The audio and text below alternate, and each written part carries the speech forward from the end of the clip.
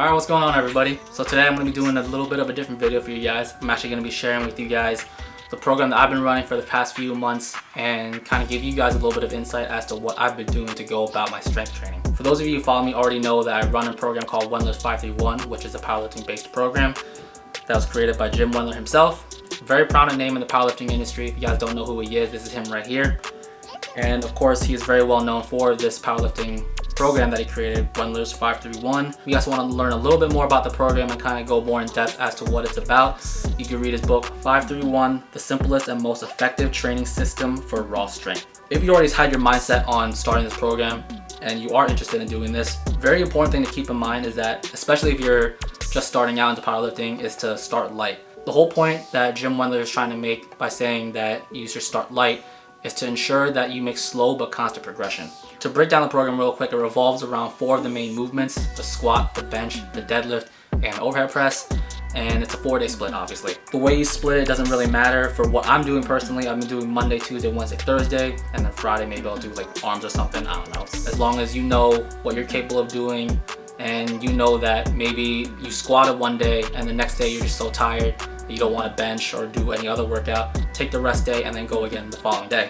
Now there's 2 ways that he splits up this program. So the first one being the more common one, which is this one right here. Keep in mind that these percentages are based off of not your 1 rep max, but 90% of that. So if your bench max is 100 pounds, all the percentages here are based off of 90 pounds, not 100. So week 1, for example, you're gonna take 65% of 90 pounds for 5 reps. Then 75% of 90 pounds for 5 reps, and then 85% of 90 pounds for 5 or more reps. As you guys can see, week 1, 2, and 3 have X amount or more reps. So what that basically means is you're gonna be able to push yourself a little bit more on your last set. So when you do your sets, you wanna be able to know that you're able to hit the numbers as well as the rep ranges for what you're doing for that day. So for week 1, if you're squatting and you're doing 5, but you know you're also capable of doing more, then do it. If you know that you could do 7 and you get to the 8th one and you just can't do the 8th one, rack it and call it a day. So you don't want to go to the point of absolute failure. You want to go to the point that you know you're capable of doing the weight and the exercise without actually, bailing on the weight, dropping it, or, essentially hurting yourself. And then as you guys see, week 2, 70% for 3, 80% for 3, 90% for 3 or more reps of 90 pounds for, again, that example of the bench.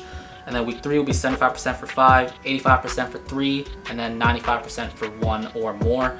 And then week 4 is a deload, which is 40, 50, 60% of 90 pounds. So obviously that's just an example. You just adjust your numbers accordingly. If your bench max is 225, 315, whatever. After you finish the cycle, you want to add more weight, obviously. So for the upper body movements like the overhead press and the bench, you want to add 5 pounds. And the deadlift and squat, you're going to add 10 pounds and then repeat the cycle once again.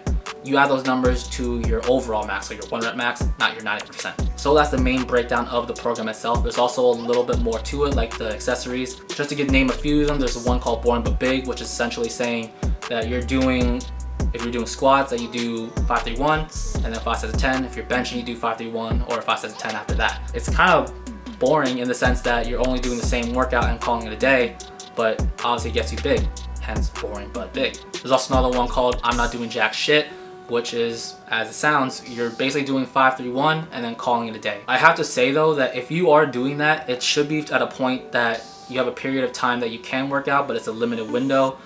That's not necessarily something that you want to do to gain overall strength, because long term it's not going to work. If you're in a time crunch and let's say you're at work and you have like a 30-minute lunch, go in the gym, do it, get out, go back to work. All the accessory works variations that he has are very good in itself.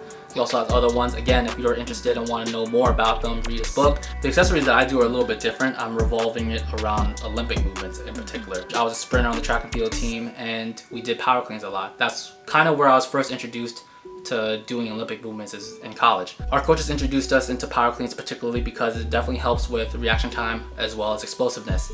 So as a sprinter, obviously it's very applicable because when you're popping out of the block, when the gun goes off, you want to be able to get that big first step out and kind of get that forward momentum going. So taking that mindset and applying it to powerlifting, maybe reaction time is not the most important thing, but explosiveness is definitely very beneficial and applicable to powerlifting. Like when you're trying to squat, kind of pop out of the hole, or if you're deadlifting and you're trying to rip the weight off the ground. So with that said, this is how I'm going about my accessories. So on the days that I squat, I'll do some front squats, snatch balances, as well as hang cleans.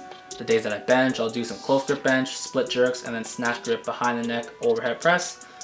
Deadlift days, I'll do pause deadlifts, snatch grip high pulls, and then power cleans. And then the days that I overhead press, I'll do some behind the neck overhead press, muscle snatches, and then some push jerks. So that's basically how I go about my strength training. For the time being, everything seems to be going smoothly until I find a point that I'm starting to peak in certain things. Then I'll start readjusting my program and kind of figure out what I want to do from there on out.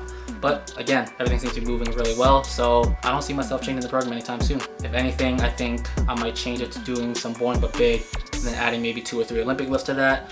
But for now, it's working well, so I'm just gonna keep it as is. So that said, that's basically it, guys. So thank you guys again for watching. If you guys enjoyed the video, please like, subscribe, and then follow me on Instagram at FitGMod for more regular and daily content. So until the next one, I'll catch you guys later.